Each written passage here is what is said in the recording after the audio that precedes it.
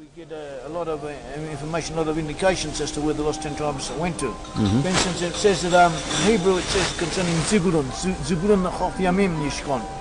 Zebulun, literally, as in the literal translation, would dwell on the shores of the sea.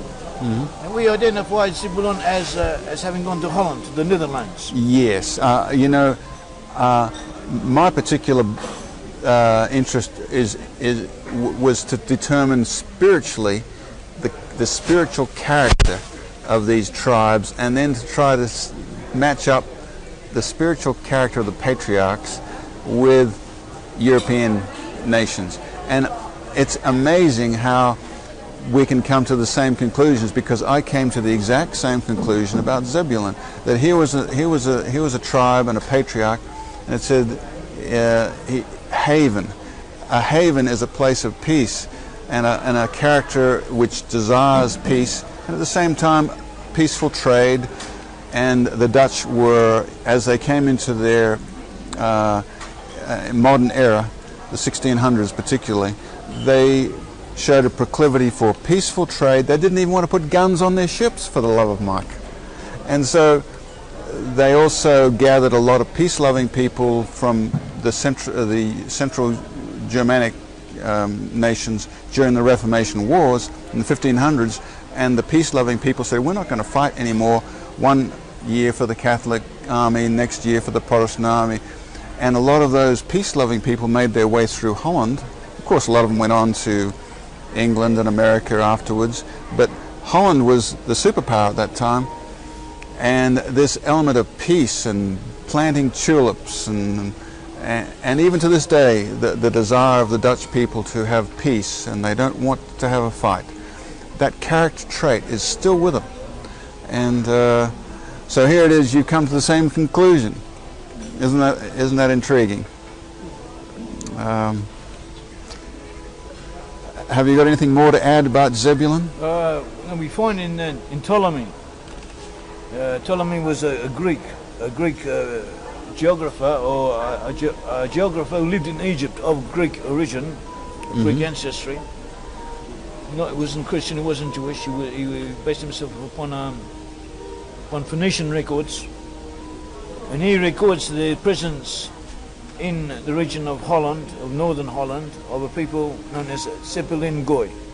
Oh, so the name was there. Goy, in Hebrew, Goy means people, and Zebulun is another word, means Zebulun. In other words, the people of Zebulun. So there's linguistic evidence. Yes, linguistic. There's a different. We can go into great detail. There's a lot of evidence.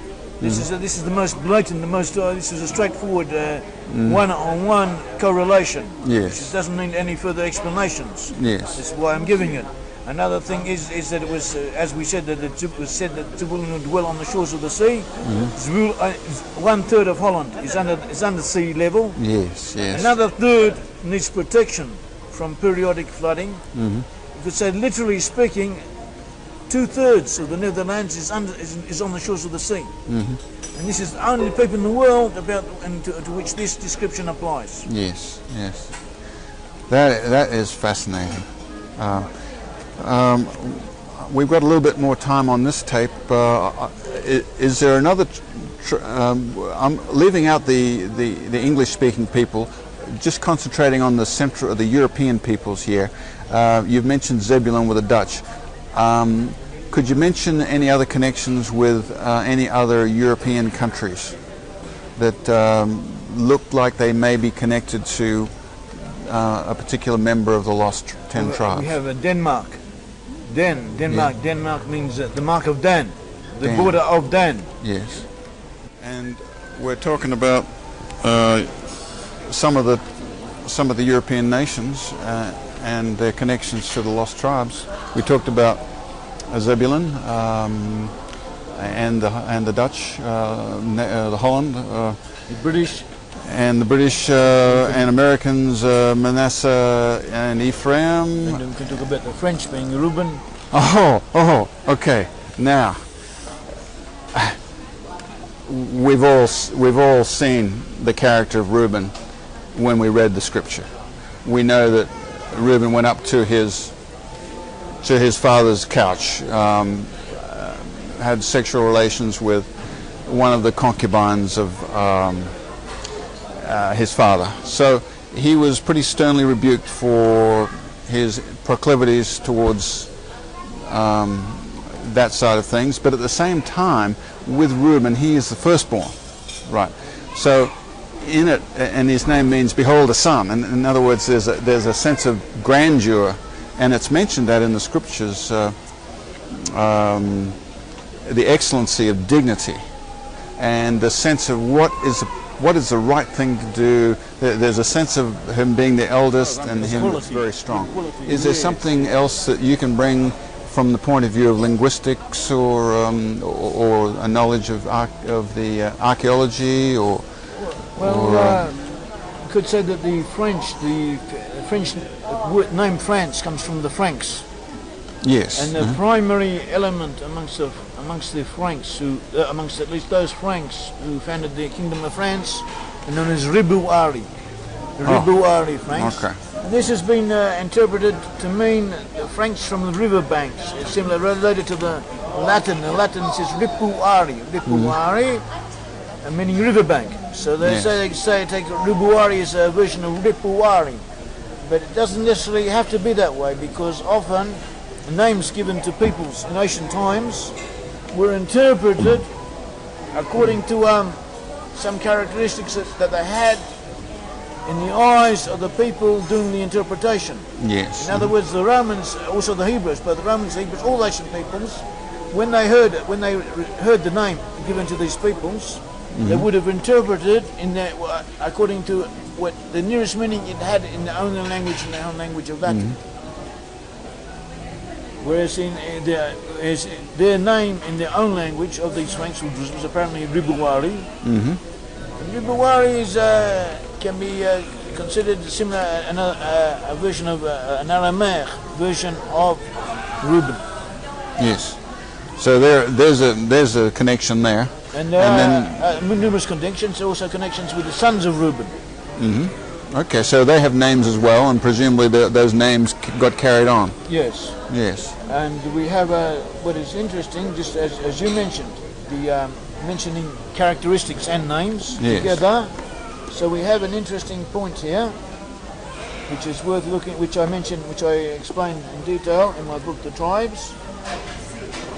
Here's a map of France, and here is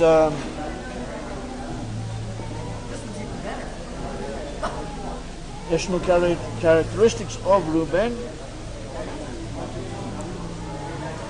It says that the son of Reuben, firstborn of Israel, was Hanok and Phalu and Hezron and Carmi. So Reuben had 4 sons. Okay? And the name of the firstborn was Hanok. Hanok in Hebrew means consecrate. Means consecrate. It means initiate, inaugurate. It also means educate. So it suggests kind of courtly behaviour and standards of education.